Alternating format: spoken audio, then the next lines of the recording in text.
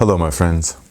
So these days you hear a lot about prepping, when understandably so, given the state of the US economy and the world economy and the situation everywhere. But what exactly does that mean? What does it mean to be a prepper? And how do I become one? Well, in this video I'm going to explain that. So to understand this, you must first ask yourself the question, what am I preparing for? Now, there are generally, I've divided it into 3 levels of prepping mentality. The first level or degree, so the first degree, is the people who foresee supply disruptions, yeah? That they see, like it was last year or when the pandemic hit, almost 2 years ago now. So they go to the store and, that my favorite items aren't in, or they're not here, or, there's not going to be this or that type of food or milk or something for the next couple of weeks. They foresee supply line disruptions and inflation, but mild. Those are mild things to them. And so they will prepare in a certain way, right? But other than just food and inflation kind of, making things a little bit tight, they don't foresee much else happening out of the normal, okay? So now, the second degree person, step up from that. Now they are going to be what I would call the economic despair or the economic collapse or the Great Depression type mentality. So these people will see that, okay, there's going to be major supply line disruptions. Okay, they're foreseeing food shortages, not just inflation, okay, because they'll see inflation coming. Meaning the prices of everything is rising across the board, the purchasing power of their dollar is going down, they're able to buy less and less, all the prices of everything are going up while the wages are remaining the same, okay?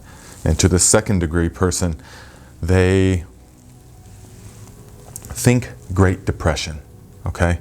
To where there's not really jobs anymore, and the jobs that are there, they don't pay very well. And this is the mentality of the second degree person, okay? So they're going to foresee major disruptions in the supply line, both in food and water and gas. And they're going to see political unrest or societal unrest, but not to an extreme degree, okay? So there will, to the second degree person, there will still be the police force. They'll still be out kind of maintaining law and order for the most part. Maybe the National Guard is still enforcing things, but there will still be a level of control, okay, as to what is society and what is acceptable, and to the grid being up for the most part, okay? And in general, these first 2 degrees of people are going to be city dwellers. They're going to be highly concentrated in the city. Definitely the first degree is going to be mostly city dwellers, okay? So then you get to the third degree, what I call the Armageddon or the Mad Max degree, all right? Now these people are foreseeing a time coming when there's absolute collapse, that there's total collapse. There's no grid, there's no police, okay? There's no one coming to help. There's no one enforcing law or order. There's no one, everything is collapsed. So it's not just food shortages, there is no food. There is no supply, all right? The water to your house there is no water to your house, okay? There's no trash pickup, there's nothing, all right? And this is the Mad Max degree, the state of mind, okay? So I've described these 3 because these 3 degrees differ only in their degree of intensity, but not in the principles. All right, the principles remain relatively the same, okay?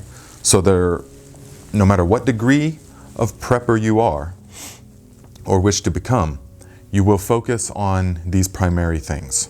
Number 1, shelter. You have to have some kind of protection from the elements. That is first and foremost. Okay, now to the first degree people, they're going to be the ones that you see talking mostly about bug out You hear it's a big thing now, the bug out bag. Well, it's for my bug out bag because I'm going to bug out. And well, no, my friends, you don't want to bug out unless absolutely necessary. The moment that you leave home base, your chances of survival plummet dramatically. I don't care how prepared your bug out bag is, okay? It can't even compare in any way to having a fortified home base.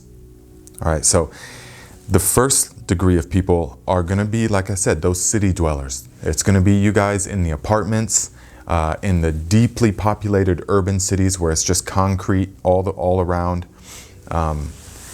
Those will be the people that will want to focus on bugging out. To them, it's a very real possibility that it will have to happen, okay? Because they won't be able to find or grow the supplies that they need. And there's going to be a lot of opportunists looking for an easy grab, okay? So there's going to be a lot of turmoils in the cities. No matter what degree you're viewing this from, there's going to be turmoils in the cities. So those will be the people that will want to focus on the bug out bag. You got to get to somewhere where you have to get to the land. You have to get to the land in some way. Okay, so make those relationships now. Now, in terms of shelter, the second degree of person, now they are going to be the ones that bug in. Okay, they're going to be the ones that have foreseen enough to the degree that they will have fortified their home base in some way. All right, they will have, they will know their neighbors to a certain degree. All right, and they will understand the layout of their house and the weak points as far as defense or as far as heating it and cooling it. All right, they'll probably have a stack of wood out back, of split wood, just in case the grid goes down and they have no natural gas to the house. How are you going to boil water? You can easily boil it with wood. Okay, so they will have a stock of wood to last them a couple of weeks or even a month or two if the grid was down for that long. Okay, that's the second degree person.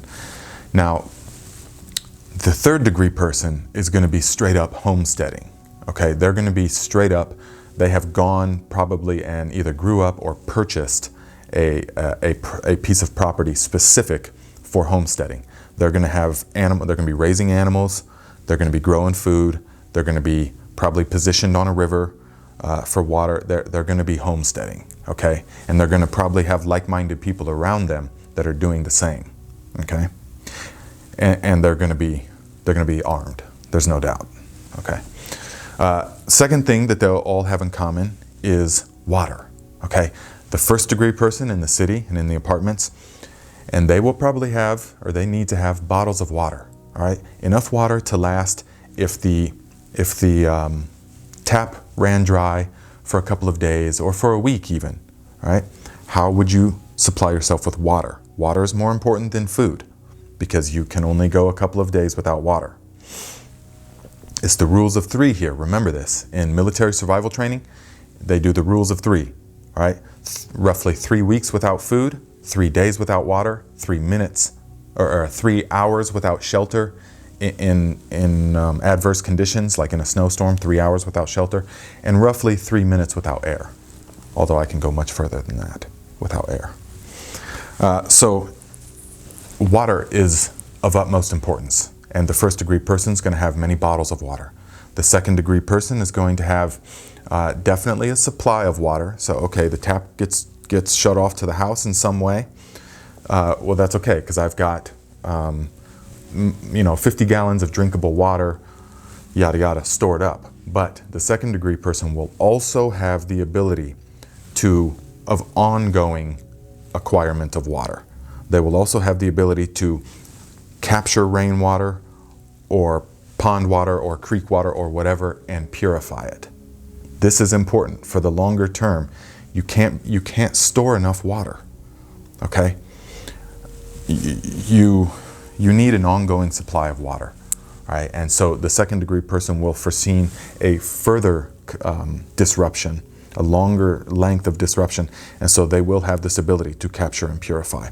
Now the third degree person, they're going to straight up have a pond. They're going to have dug a catchment pond on their property, and they're going to have bought a piece of property that has a creek or some kind of a spring, some kind of artesian well, a flowing water source, something.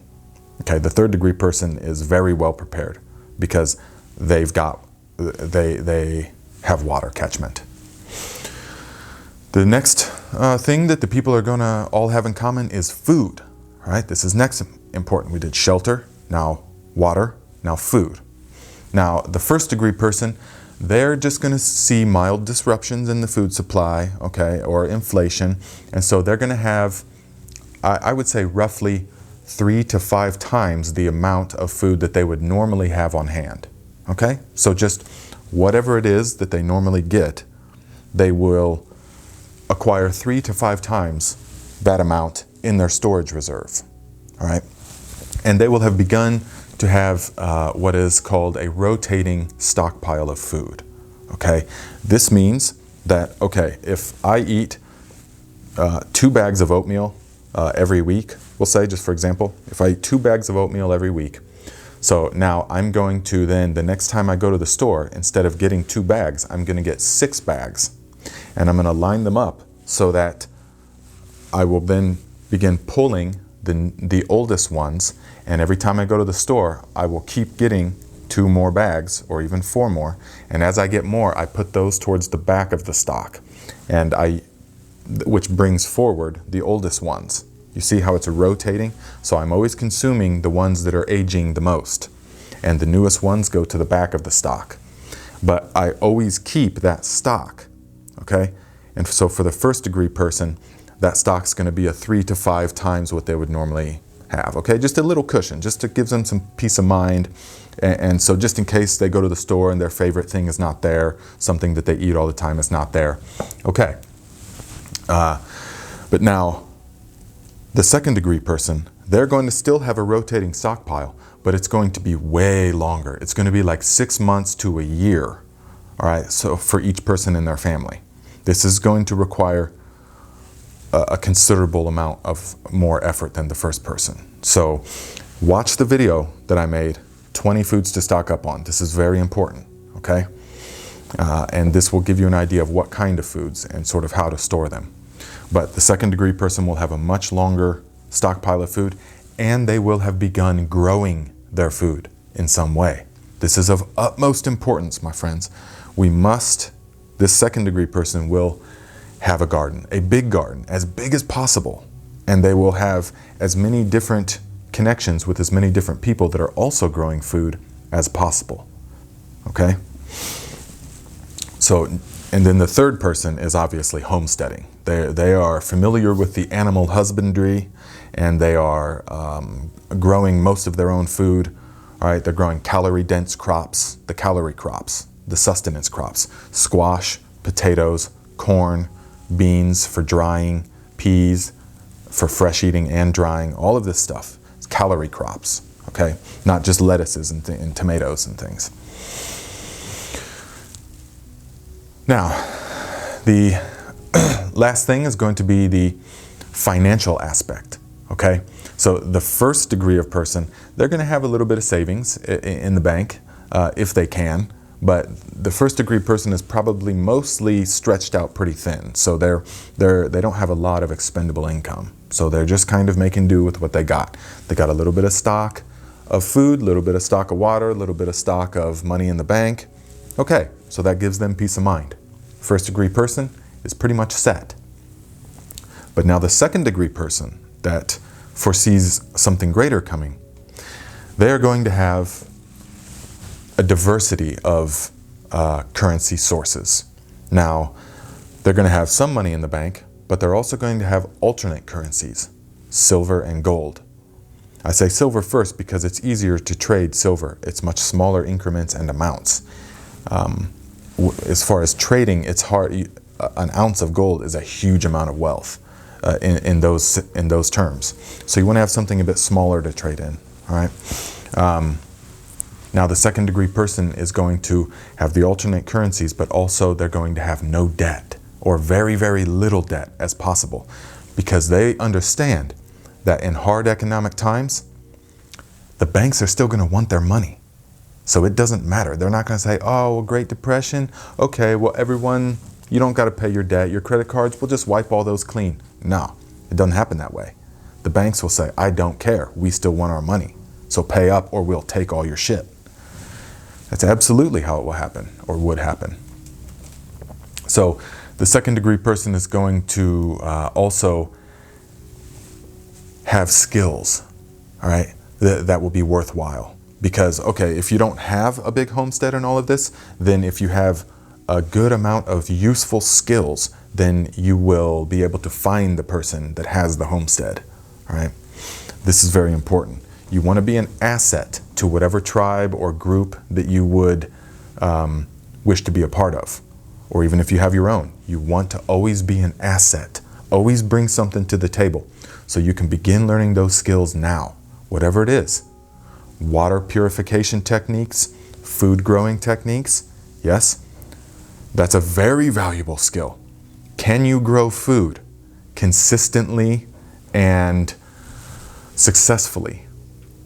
That's a massive skill, okay? Do you know how to raise chickens? Do you know anything about building? Do you know how to build structures from natural materials? It's even better. Or are you just clever as far as your ability to take things, what others might think is trash or useless things, and create stuff out of them, useful stuff, building things, projects, stuff like this, okay? All of these skills are things you can practice now. Now, the third degree, they're going to have, of course, tangible wealth. They're going to have some land that is defendable, okay? Because in the third degree, having a piece of paper that says, this land is my land. Yeah, so what? This land is my land now. Yeah, so they're going to have land, but the ability to defend it, all right? And they're going to have tangible wealth in the sense of goats, cows, chickens, raising rabbits, whatever, food. They've got gardens, they've got water supplies, they've got ammunition. Yes, that's a wonderful currency. If Armageddon were to happen, that would be an ideal currency. And perhaps the only real currency next to food. Yeah? So, okay, guys, I want to keep this kind of short. It's already gone longer than I wanted it to, but I just want to touch base with you guys. What do you think of this list? Are you prepared? What degree are you? That's what I want to know. If you've watched the video this far, then you're vibing with this on some level. So what degree of preparedness are you? And what degree do you see coming? That determines everything, okay? So if you're comfortable with level 1, not a problem. Just be a little bit prepared. If you're comfortable with level 2, absolutely. Be that level of prepared and do it. If you're level 3, more power to you, my friends. Then my only advice to you would be, do not let the paranoia run your life. Do not let the paranoia set in. It runs so deep, my friends. We must never allow the paranoia to consume us, even level 3. Okay? All right, guys, if you're new to this channel, I'm making 2 videos a week. One video is something like this, current events or prepping or something, whatever it is. Let me know if you want to discuss a certain type of topic. Let me know in the comments. The second video of the week is going to be a traveling narrative in which of course, everything I do has a purpose to it. And so even those videos, they're a traveling narrative and they're entertaining, but there's always a lesson or a point or a purpose that I'm trying to make. Something that I learned from my 10 years of traveling on the road, okay? All right, my friends, let me know what you think. Share your thoughts. Did I miss anything on this list? What are you doing to prepare?